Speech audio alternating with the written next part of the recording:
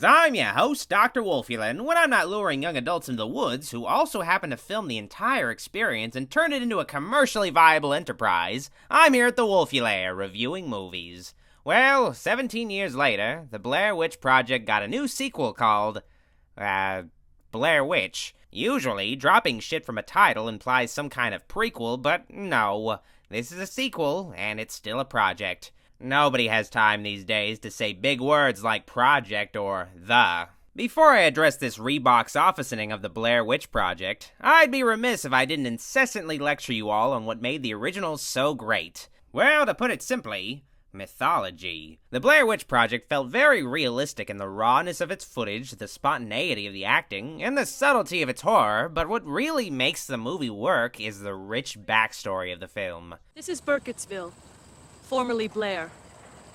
It is a small, quiet Maryland town. Much like a small, quiet town anywhere. Burkittsville is a real town, and the filmmakers invented a creepy backstory for it once being a place called Blair where a witch allegedly tormented children, and where a serial killer later helped continue her work.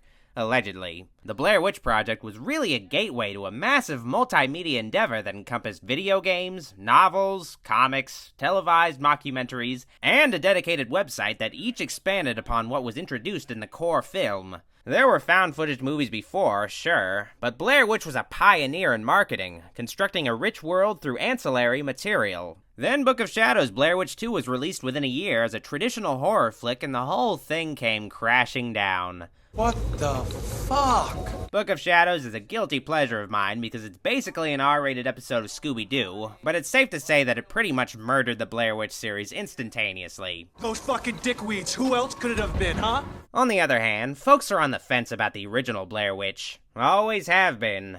They see it just as a few kids wandering in the woods yelling at nothing. Please help us! You gotta see the forest for the trees, people, especially when a movie is mostly trees. But here we are, staring down a new movie with a stickman on the cover. This new Blair Witch went through production simply titled The Woods, and for some reason was even promoted in teasers under that title. Supposedly because the producers of the film were cautious about doing a reboot and didn't want people to know until the last minute. Blair Witch returns to the roots of the original, beginning with a cryptic bit of background that segues into nothing but found footage. None of that Halloween Resurrection bullshit where it's kind of found footage, but not really. The sequel follows James, the brother of Heather Donahue from the original, aka the chick who gave us the original unflattering selfie angle. Yeah. James discovers a weird video on YouTube that isn't one of mine that features newly uncovered footage supposedly showing Heather alive in the original film's house. He said, I think that might be my sister. Of course, it's been 2 decades and this could just be old footage. How could Heather reasonably still be alive with a video camera when the sequel makes it clear that a search party never recovered anything? That area was extensively searched by police and FBI, but they could find no evidence of an existing house in those woods. Still, this dark, shaky footage is motivation enough for James to take up the hunt for his sister again. If there is any chance at all that I could find out what happened to her, I need to at least try. Oh, and his friend Lisa happens to be attending a documentary class and will be recording the entire excursion. How convenient. Yes, Blair Witch is basically a modernized version of the Blair Witch Project. The only major difference with the premise is that it isn't about uncovering a local legend, but just about some kids who are trying to find the last kids who tried to uncover the local legend. The Blair Witch mythos isn't expanded upon much, and the legend stuff in this flick was pretty much already said in the original.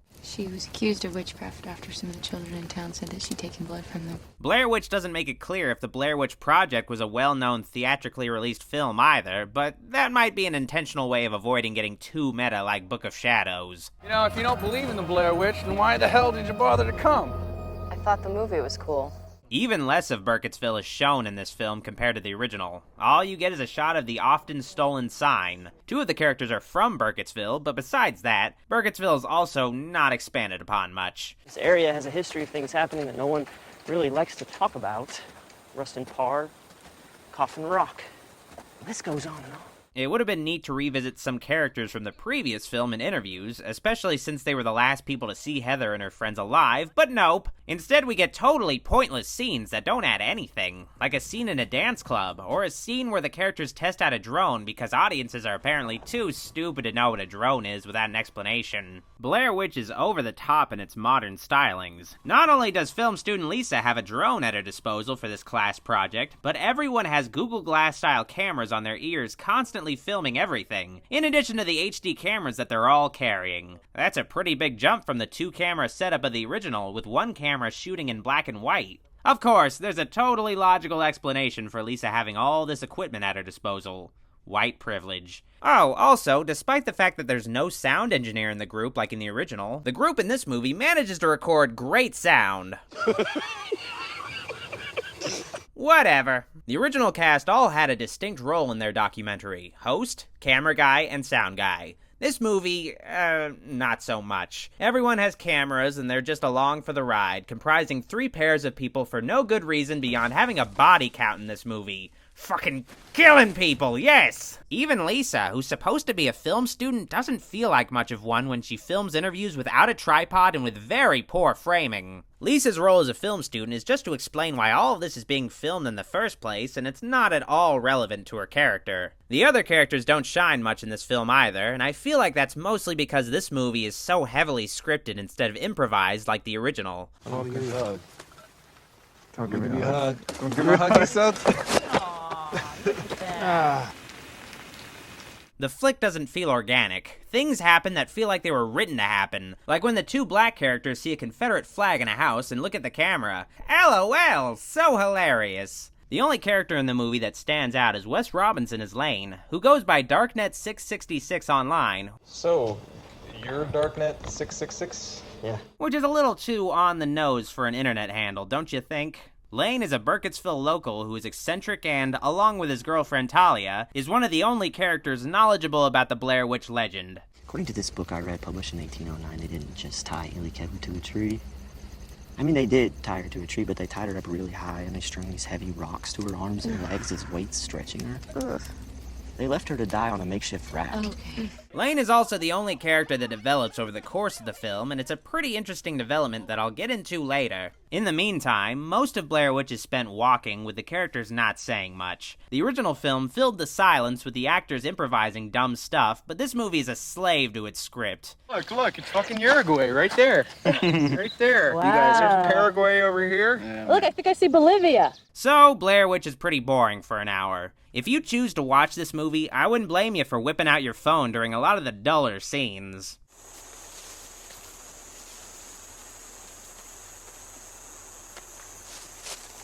Even when things start to pick up, it's still pretty boring because a lot of the time you can't see what the characters are doing and all you have to go on is sounds. You shouldn't show us everything in a horror flick, but we should at least be able to tell what the fuck the characters are doing. Stuff like this was a problem in the original, but this movie has a much higher budget. That's not to say that Blair Witch doesn't show anything. In fact, the movie might show a little too much. There's significantly more to this sequel than just showing rocks and bundles of sticks. The original kept things ambiguous. Maybe it was supernatural, maybe not. It was part of the creep factor. What'd you think that was last night? Personally, Yeah. I think it was someone fucking with your head. So nobody knows we're out here. Yeah, but you ever see Deliverance? Blair Witch, though, actually definitively shows a monster and various other supernatural occurrences. Apparently the monster shown isn't the actual witch, but it's still definitely a monster, no 2 ways about it. There's even tons of video distortion like the Slender Man is about. It's pretty silly and ruins any chance of believability that this movie could have had. I mean, we can't even get clear footage of Sasquatch, but we have honest-to-goodness ghost witch footage. One supernatural aspect of the film is much more subtle and interesting, though. The film proposes, not explicitly, that the reason why people get lost in the woods is because the witch is making some kind of time-space loop. Sleeping until 2 o'clock? How could we fake that? The time-space loop pays off when Lane and his gal pal splits up briefly from the group and returns, according to them, 5 days later, hungry as fuck. When was the last time you saw us? Earlier this afternoon.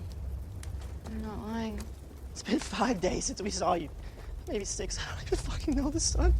The sun is not coming up. The sun is not fucking coming up! Sure, it's a bit on the sci-fi side, but it's a scary idea that was implied before in lore, but it probably won't be developed any further because this movie flopped. Blair Witch presents more than a few things that were thrown in to be explained later in another sequel, but this movie didn't make 4,000 times its budget like the original, so that means it bombed, and the creators have said that they won't be giving any answers on the weirder stuff that happened. For instance, apparently the monster that the movie shows is not the Blair Witch. Wanna know what it really was? Well, tough shit. Also, something annoying about this flick is the part where Ashley fucks up her foot and the movie builds up the idea that she's been infected, but then it never actually pays off beyond a couple of gross out moments. I thought they were gonna go full Evil Dead or something, but nope. Don't get me wrong though, Blair Witch may have long, boring stretches, bland characters, and rehashed backstory, but it really picks up in the last half hour with genuinely creepy imagery and suspenseful sequences. This way, come on!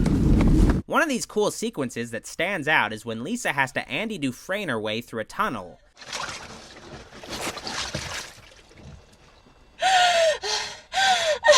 This tunnel was fucking real, by the way. Besides a bit of digital trickery, everything you see in the film is practical, real effects. There are cool moments in this flick indeed, but when they get to Rustin Parr's house, I couldn't help but feel like I'm watching really high-quality footage of a kick-ass haunted house theme park attraction. Wow, for a hermit, Rustin Parr had a huge fucking house. All in all, Blair Witch isn't horrible, just dull if you've seen the original, because it's mostly just Blair Witch Project again. The only genuinely new concept introduced in this flick besides time loops is an explanation for why folks look in the corner in Parr's house. The Blair Witch only kills you if you look at her. The legend says if you look directly at the witch, you'll die just from the fright of it. That's why Rustin Parr stood in that corner. Except this contradicts the original, where a guy said that Rustin Parr had the next kid he was going to kill look in a corner while he killed another kid. You could feel the eyes watching him, that's why he made him face into the corner, like that. Besides, if looking at Blair Witch kills you, doesn't that make her a Blair Medusa? Whatever, I give Blair Witch rocks out of Stickman. I threw that Google Maps into the fucking creek! That Google Maps was useless anyway! Lane, I swear to God, no, but hold on!